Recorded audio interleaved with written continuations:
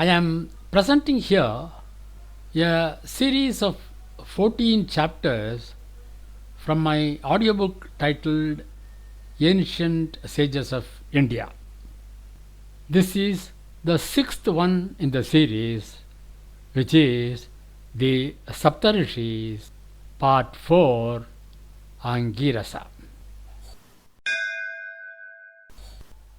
Chapter 5, Sapta Rishis, Part 4, Angirasa.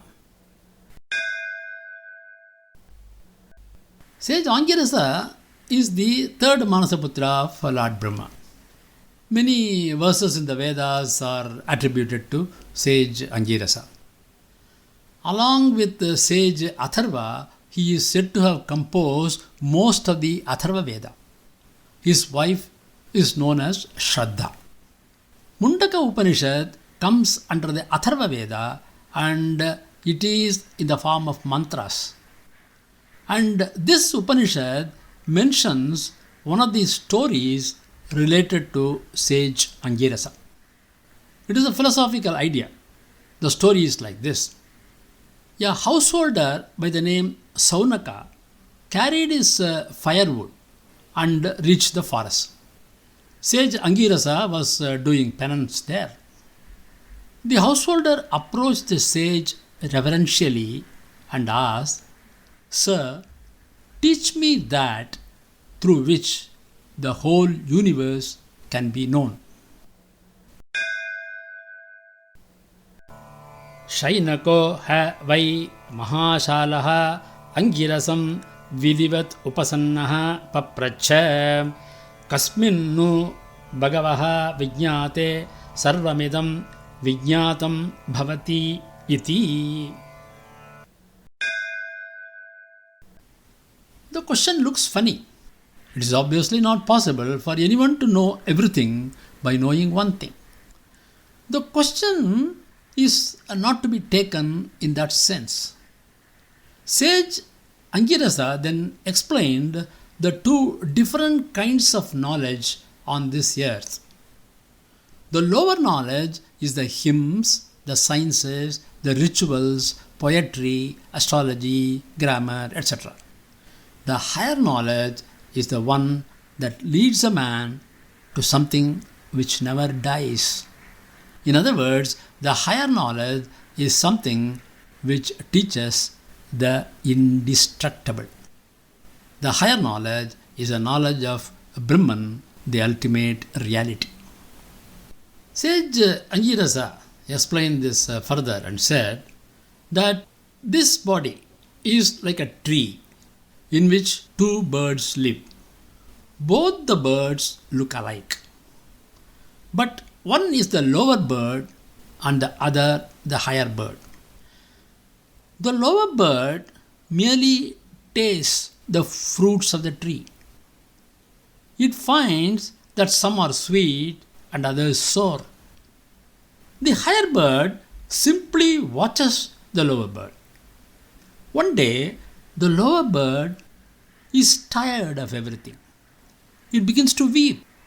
Then the lower bird sees the higher bird. The higher bird is found to be calm, unattached, and at peace. The lower bird hops towards the higher bird.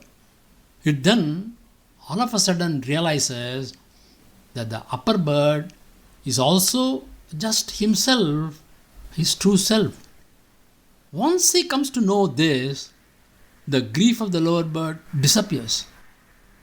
The lower bird realizes that ego was not real. The self was real, the observer of all. Dva suparna sayuja sakhaya samanam vriksham parishasvajate tayoranyaha pippalam swaduvatti anasnanne anyaha abhichakasiti samane vrikshe purusho nimagnah anishaya shochati muhyamanah jushtam yatha pashyati anyamisham asya mahimanam iti vitashokaha. यदा पश्यः पश्यते रुक्मवर्णं कर्तारम् ईशं पुरुषं ब्रह्मयोनिं तदा विद्वान् पुण्यपापे विधूय निरञ्जनः परमं साम्यम् उपैति.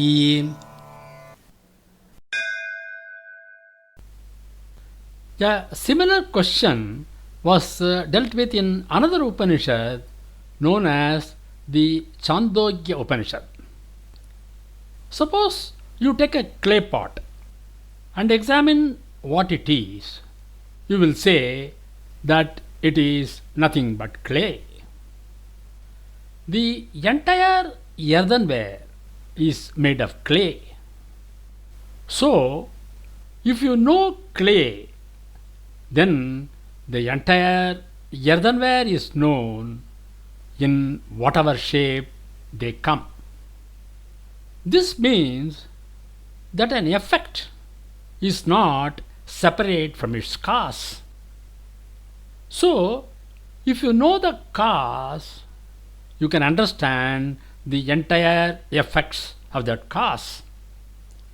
The truth of everything is one cause. A second thing is not there. There may appear to be many things from that cause, but they are all different from the point of view of only name and form. One part is big, another is small. One clay pot is named as X, another clay pot is named as Y. But they are all only clay.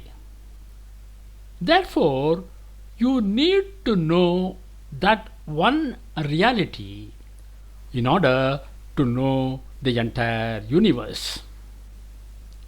The Chandogya Upanishad says that there is such a reality, and that reality is unfolded in that Upanishad.